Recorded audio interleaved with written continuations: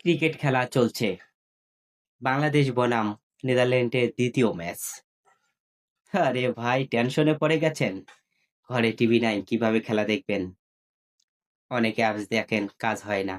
আজকে আমি আপনাদেরকে এমন ২ টা অ্যাপসের নাম বলে দেব এবং আপনাদের সরাসরি সিস্টেমটা কিভাবে ডাউনলোড করবেন আমি সেটাও দেখিয়ে দেব।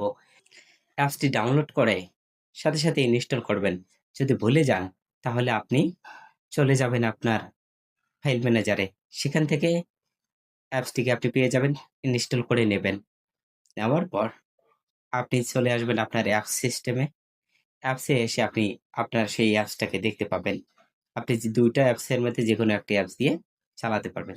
যদি আপনাদের ভিডিওটা ভালো লাগে ভাই, সবাই একটা করে লাইক, কমেন্ট এবং শেয়ার করে টাইমলাইনে রেখে দেবেন। বন্ধুদের দেখার সুযোগ করে দেবেন যেন সবাই এই ভিডিওটা থেকে উপকৃত হয়। ধন্যবাদ। চলুন দেখে আসি। ক্রোম ব্রাউজার ওপেন করবেন। এইখান থেকে সার্চ বারে ক্লিক করবেন। এখান থেকে এই নামটি লিখবেন।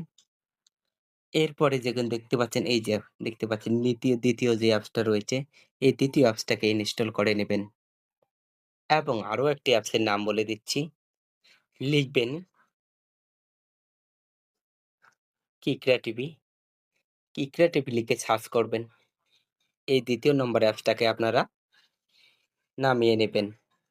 নেওয়ার পর এই কিকরা টিভিটা যখন ওপেন করবেন তখন অটোমেটিকই আপনাকে প্লে করার জন্য একটা প্লে স্টোর থেকে আপনাকে অ্যাপস নামাতে হবে। সেটা অটোমেটিকই আপনাকে নিয়ে যাবে প্লে স্টোরে।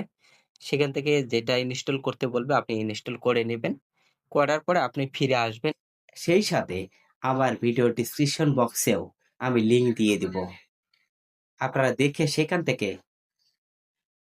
লিংকে ক্লিক করে ডাউনলোড করে আপনারা ব্যবহার করতে পারবেন।